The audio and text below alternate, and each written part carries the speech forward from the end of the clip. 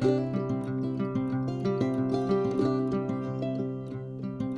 everyone, today we will be discussing the introduction for the Civil Procedure Code 1908. Okay, and the one important thing is we will not be discussing the overview of Civil Procedure Code 1908. Why?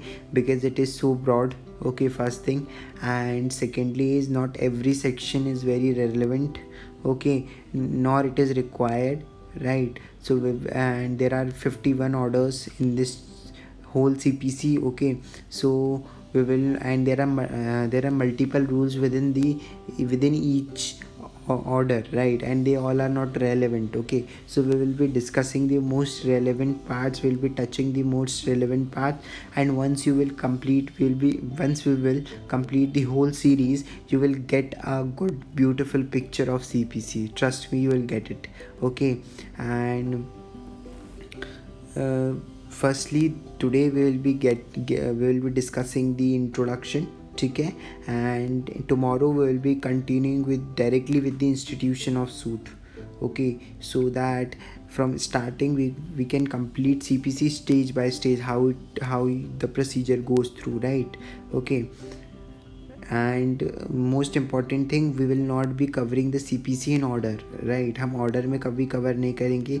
We will be like हम section 1, section 2, section 3 ऐसे कभी नहीं पढ़ेंगे. हम हमेशा CPC को पढ़ेंगे relevancy के हिसाब से. तो जो टॉपिक सिचुएशन वाइज रिलेवेंट होगा हम उसको पहले डिस्कस करेंगे, बाकी सेक्शंस हम छोड़ देंगे, और हम हर सेक्शन को जो है जैसे ऑर्डर वाइज डिस्कस करेंगे. अगर हमें इंस्टीट्यूशन ऑफ सूट पढ़ना है तो उससे रेलेवेंट जो सेक्शन है वो हम सारे उसी पॉइंट पर डिस्कस करेंगे, बाकी सारे सेक्शंस हम छोड़ देंगे. ठीक है, तो हम उन्हें बाद में डिस्कस करेंगे जो रेलेवेंट होंगे. बट द थिंग इज़ कि हम इसमें सेक्शन वाइज नहीं जाएंगे. ठीक है, ना ही हम पार्ट वाइज जाएंगे, ना ही हम चैप्टर वाइज जाएंगे. ठीक, जो हमारे स्टेजेस ऑफ प्रोसीजर हैं उस हिसाब से हम आगे बढ़ेंगे. ठीक, तो हम जल्दी से इंट्रो शुरू करते हैं. देखो क्या होता है कि दो टाइप के लॉ होते हैं. एक होता है सब्सटेंटिव लॉ, ठीक है, और एक होता है प्रोसीजरल लॉ. प्रोसीजरल लॉ को हम एडजेक्टिव लॉ भी कहते हैं. ठीक है, क्या कहते हैं हम? प्रोसीजरल लॉ को एडजेक्टिव लॉ भी कहते हैं. सब्सटेंटिव लॉ जो होता है ना, वो राइट्स और लायबिलिटीज़ के बारे में बताता है. ठीक है, कि राइट्स क्या हैं आपकी, ड्यूटीज़ क्या हैं, लायबिलिटीज़ क्या हैं. ठीक है, ऑन दी अदर हैंड जो हमारा प्रोसीजरल लॉ है, ठीक है, वो वो प्रोसीजर बताता है जिसके थ्रू हम हमारी राइट्स को इन्फोर्स कर सकें. ठीक है, तो बेसिकली एक प्रोसीजर बताता है जिसके थ्रू हम उन राइट्स को इन्फोर्स कर सकें. ठीक है, तो बेसिकली सीपीसी का काम क्या है? सीपीसी का काम ये है कि पहले तो एक प्रोसीजर लॉ है जो प्रोसीजर बनाता है जिसके थ्रू हम हमारे जो भी सिविल डिस्प्यूट्स होते हैं जिसमें हम हमारे राइट्स को इन्फोर्स कराते हैं, वो सारे डिस्प्यूट्स को एडजुडिकेट करने का जो प्रोसीजर है वो हमारा सीपीसी बताता है. ठीक है, अब जो सीपीसी है वो एक बेसिकली एक कॉम्प्रिहेंसिव फ्रेमवर्क बनाया गया है because it is a code. And हमने जो भी सिविल डिस्प्यूट्स के प्रोसीजर जो इन्हें एडजुडिकेट करने में हेल्प करता है सिविल डिस्प्यूट्स को, वो सारे प्रोसीजरल लॉ को हमने कंसोलिडेट कर दिया है. ठीक है, और हमने एक कोड बनाया है. ठीक, तो ये एक बेसिकली कॉम्प्रिहेंसिव फ्रेमवर्क है. ठीक है, जो इंश्योर करता है कि जितने भी सिविल डिस्प्यूट्स हैं वो एडजुडिकेट हों इन अ यूनिफॉर्म मैनर. ठीक है, सीपीसी को लाने का जो मोटिव था वो यही था कि एक यूनिफॉर्मिटी आए. बिकॉज जब ब्रिटिशर्स इंडिया में आए, ठीक है, उस टाइम पे क्या हो रहा था कि लॉ यूनिफॉर्म नहीं था. ठीक है, and that is what the main reason why CPC was brought, right, so that एक यूनिफॉर्मिटी बन जाए पूरी कंट्री में. ठीक है, सारे जो इतने भी सिविल डिस्प्यूट्स हैं वो एक यूनिफॉर्म लॉ के थ्रू गवर्न हों. ठीक है, इसीलिए इस फ्रेमवर्क को सिविल प्रोसीजर कोड 1908 को लाया गया था. ठीक है, सीपीसी हेल्प करता है हमें. एक मैगजीन है हमारा ओबीजे सीबी रेमेडियम को इन्फोर्स करने में. ओबीजे सीबी रेमेडियम का मतलब है where there is a right there is a remedy. ठीक है, तो ये कहता है कि जब भी राइट होगा आपके पास रेमेडी भी होगी. ठीक है, तो सीपीसी क्या करता है, आपको उन राइट्स को जो बेसिकली हैं, ठीक है, उनके वायलेशन के लिए आपको एक रेमेडी प्रोवाइड करता है, और उस रेमेडी को एक्सेसिबल बनाने के लिए वो एक प्रोसीजर प्रोवाइड करता है जिसके थ्रू जो इंडिविजुअल है जिसके राइट्स वायलेट हुए हैं वो उन रेमेडी को एक्सेस कर सके, ठीक है। तो इस तरीके से वो जो मैगजिम है उबिजस उबी रेमेडियम, वो उबिजस उबी रेमेडियम वो CPC उस मैगजिम को जो है इन्फोर्स करता है, ठीक है। अब एक सबसे इम्पॉर्टेंट चीज़, हमारे ना कुछ नेचुरल जस्टिस के कुछ प्रिंसिपल्स हैं, ठीक है, जो कि बहुत इम्पॉर्टेंट हैं for a free and fair trial. Fair trial के लिए जो है वो बहुत इम्पॉर्टेंट है, ठीक है। एंड हमने हमारे प्रोसीजर में जो कि हमारा CPC का यानी कि सिविल डिस्प्यूट्स के लिए जो हमारा प्रोसीजर है जो कि CPC प्रोवाइड करता है, उसमें हमने वो सारे प्रिंसिपल इम्बाइब किए हैं, और वो टोटल 3 प्रिंसिपल्स हैं ऑफ नेचुरल जस्टिस जो हमने हमारे प्रोसीजर में इम्बाइब किए हैं। पहला जो है वो है ऑडी अल्ट्रम पार्टम। ऑडी अल्ट्रम पार्टम का मतलब है राइट टू बी हर्ड, ठीक है। क्या मतलब है राइट टू बी हर्ड? कि भाई आप जब भी कोई डिस्प्यूट होगा, सिविल डिस्प्यूट होगा, पहले दोनों पार्टी को सुना जाएगा और फिर डिसीजन दिया जाएगा। ऐसा कभी नहीं होगा कि सिर्फ एक पार्टी को सुन लिया आपने और दूसरी पार्टी को अपॉर्चुनिटी नहीं दी सुनने की, ठीक है। आपको दोनों को सुनना होगा एंड फिर आप एक जजमेंट या डिक्री ड्रॉ करेंगे, ठीक है। So there is always a right to be heard. Then the second maxim is नेमो जुडिक्स इन कॉजा सुआ। नेमो जुडिक्स इन कॉजा सुआ का मतलब क्या है? नो वन कैन बी जज in his own case, right. Why? This is a rule against biasness, right? If the person who is a judge in a dispute, right, in which he has interest in, तो वो कभी भी अपने against या अपने favour के against में कभी भी डिसीजन नहीं देगा, correct. So it is necessary that no one should be judged in his own case, okay. And the third thing is there is speaking order और reasoned decision। हमेशा जो है डिक्री जो होगी जो पास की जाएगी या जजमेंट जो पास किया जाएगा वो हमेशा एक रीजनड जजमेंट होगा जिसमें रीज़न लिखा होगा कि what is the basis on which the court is court is giving such and such decision, ठीक है। एंड हमेशा जो स्पीकिंग ऑर्डर होगा यानी कि ऑर्डर भी दिया जाएगा तो वो एक रीज़न के साथ दिया जाएगा कि वो क्यों पास किया जा रहा है। तो there will be always a speaking order और a reason decision, right. And जो सबसे मोस्ट इम्पॉर्टेंट चीज़ है वो ये है कि हमेशा जो रीज़न डिसीजन होता है वो अपील के टाइम में अब हायर कोर्ट को हमेशा हेल्प करता है, इन डिसाइडिंग कि भाई जो लोअर कोर्ट है उसने जो डिसीजन दिया है वो मेरिट्स पे दिया है कि नहीं दिया है और किस बेसिस पे उसने वो डिसीजन पास किया है, वो उसको हेल्प करता है वो अंडरस्टैंड करने में, ठीक है। इसलिए हमेशा स्पीकिंग ऑर्डर रहेंगे और रीज़न डिसीजन रहेंगे, ठीक है। अब हमारा जो नेक्स्ट पॉइंट है वो ये है कि भाई क्या CPC एग्जॉस्टिव है?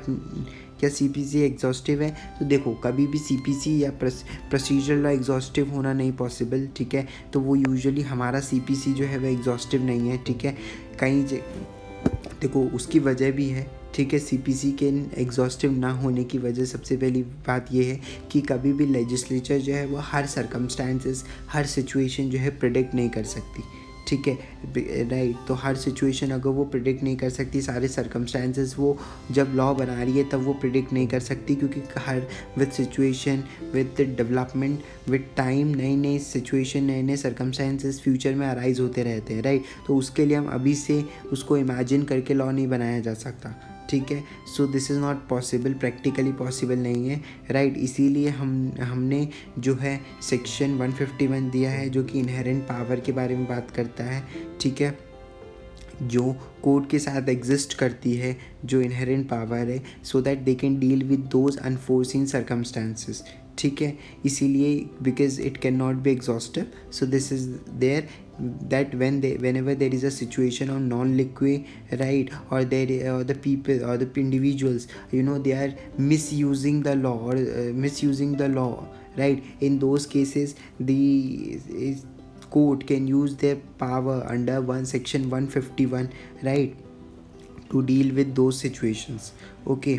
तो जो मोस्ट इम्पॉर्टेंट चीज़ है कि भाई CPC एग्जॉस्टिव नहीं है, ठीक है। तो क्या CPC रेट्रोस्पेक्टिव अप्लाई करती है? देखो जनरली क्या होता है, प्रोसीजर लॉ रेट्रोस्पेक्टिव अप्लाई करते हैं जो प्रीवियस केसेस हैं उन पर भी, बट CPC जो है वो प्रस्पेक्टिवली अप्लाई करता है। ठीक है, तो आपको ये मेक श्योर करना है कि भाई CPC जो है वो प्रस्पेक्टिवली अप्लाई कर रहा है। आपको अपने आंसर्स में भी यही लिखना है। ठीक, कुछ जगह आप जब गूगल करेंगे तो आपको कुछ जगह कुछ साइट्स पे दिया हुआ है कि ये रेट्रोस्पेक्टिव है। ठीक है, बट मैंने मल्टीपल सोर्सेस में चेक किया है एंड इट अप्लाइज प्रस्पेक्टिवली। ठीक है, तो CPC प्रस्पेक्टिवली अप्लाई करते हैं। ठीक, अब देखो जैसे कि मैंने बताया CPC बहुत ब्रॉड है, इसमें टोटल 158 सेक्शंस हैं। ठीक है, और टोटल इसमें जो है 5 स्केड्यूल्स हैं, बट इसमें से जो 4 स्केड्यूल है, सेकेंड, थर्ड, फोर्थ, फिफ्थ, उन्हें रिपील कर दिया गया है। ठीक है, तो जो इसका स्केड्यूल 1 है, ठीक है, उसमें टोटल 51 ऑर्डर्स हैं। ठीक है, और जो उनके अंदर रूल्स हैं, तो हम सारे ऑर्डर्स नहीं कवर करेंगे, राइट। इसीलिए हम इंट्रो देख रहे हैं, हमने ओवरव्यू नहीं देखा, because it is not easy कि हम बहुत जल्दी इसका पूरा ओवरव्यू कवर कर लें। बट अभी हमारी जर्नी बहुत लंबी है। ठीक है, सो हम अभी इसको छोड़ते हैं ओवरव्यू को। अभी इंट्रो में हम ये सब कवर कर चुके हैं। ठीक है, कुछ चीज़ें और हैं देखने की कि भाई जो CPC है, ठीक है, वो एक्ट नंबर 5 है 1908 का। कौन सा एक्ट नंबर है? एक्ट नंबर 5 है। ठीक है, ये इनेक्ट हुआ था 21 मार्च 1908 को। ठीक है, इनेक्टेड डेट। ठीक, इसका एम क्या है CPC का? An act that is to consolidate and amend the laws relating to the procedure of the courts of civil judicature.